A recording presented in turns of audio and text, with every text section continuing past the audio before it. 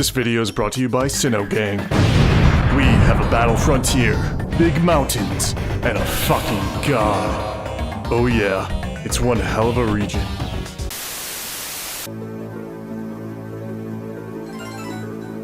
Don't you just love that? Nintendo knew what they were doing for the reveal trailer as soon as you saw those stars. If you came here to see a live reaction, this ain't it, Chief. I wasn't here for the live reveal of the Sinnoh remakes. In fact, I was in my domain, my gym of iron. Canalave City gym leader would be proud. So normally in between my sets, I like to go on my phone, go on Instagram, steal memes. And the first post I see about the reveal is this.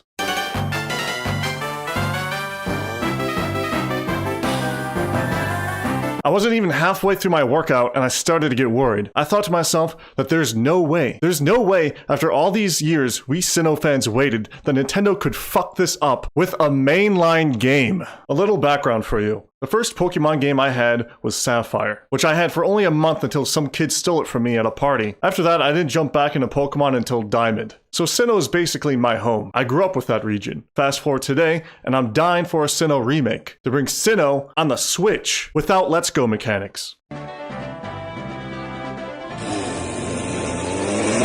So I get done with my workout, I go home, have a protein shake, and I sit down for this reveal trailer.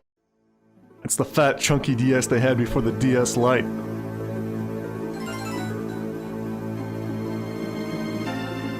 Okay. Piplup. Turtwig. Cynthia.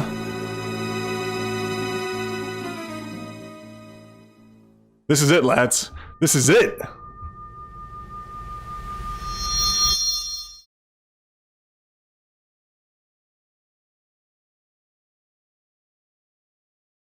What is this? Animal Crossing? My Sims? Link's Awakening? What's with the chibi art style? Why do they look like pop figures? In response, there's gonna be people saying, "The chibi art style is great. There's nothing wrong with it at all. It's really cute. You should be happy that they're even releasing remakes."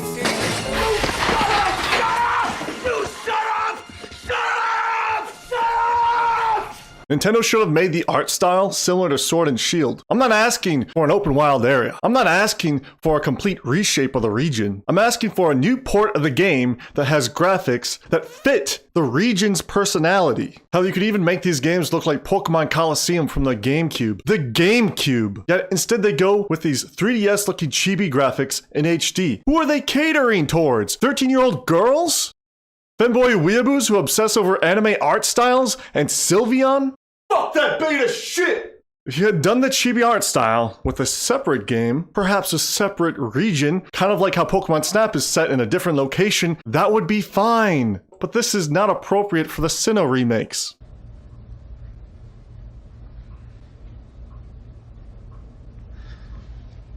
Look how they massacred my boy.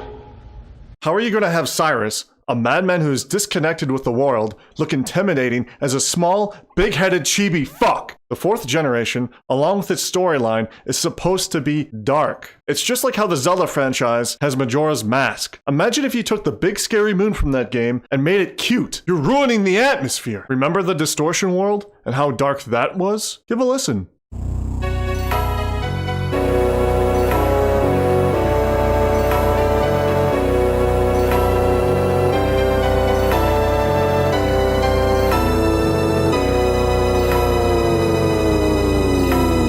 The immersion isn't going to be the same with a Funko Pop walking around. And that's even if we get the Distortion world. I have a bad feeling we will get it, but only as paid DLC months after release. That's what this is about. Money. Honestly, what do you think you're going to do with all of that? This.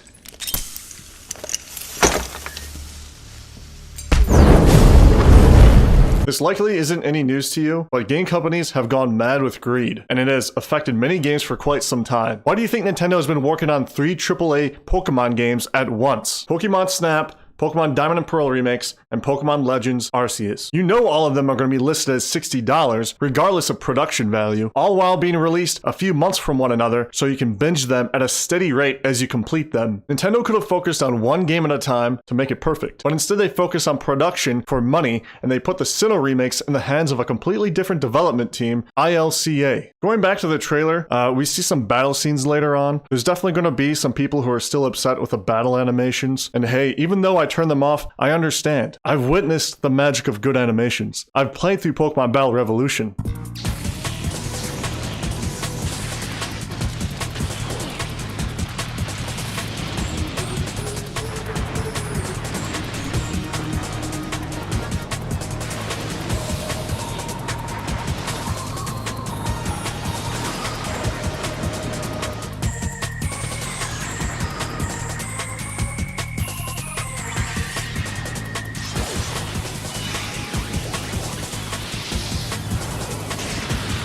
The battle graphics displayed in the trailer were not as good as Sword and Shield, and not as good as it should look like on the Nintendo Switch. I like how they have Mount Cornet in the background. That's a good touch. If they had the overworld of the remakes look like the environment and 3D models from these battle scenes, that would have been okay.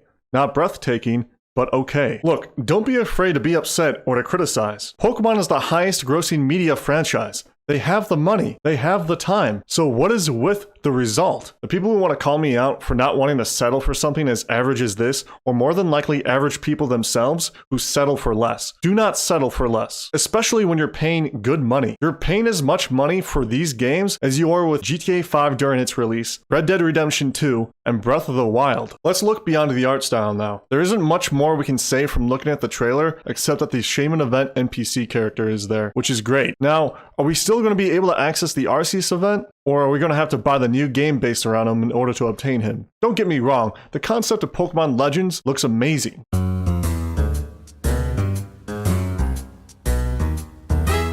But are they going to be able to execute it effectively? The moment of truth. Am I going to buy the remakes? I don't know. And that's worrisome for a big Sinnoh fan to say. The game doesn't have Let's Go mechanics. That's a plus. Are they going to have Mega Evolutions? As cool as it would be to see Sinnoh starters and legendaries that have Mega Evolutions, I doubt they're going to have them considering they weren't showcased in the reveal trailer. Especially since they said they're staying faithful to the originals. Other than that, I'm gonna have to wait for more information to be released about the game. What I'm looking most forward to so far is the remastered music, and I don't need to buy the game for that. The remakes are said to be released in late 2021. Until then, we wait.